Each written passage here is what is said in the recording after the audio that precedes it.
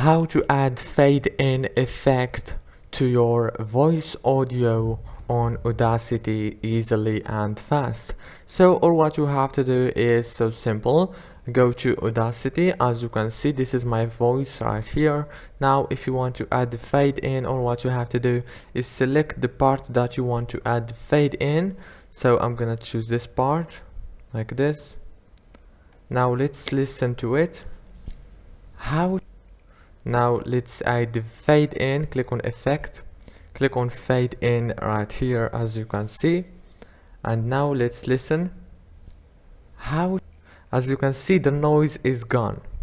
So yeah, that's it for today's video. Don't forget to like and subscribe, and thank you for watching this video until the end. See you later, and thank you so much.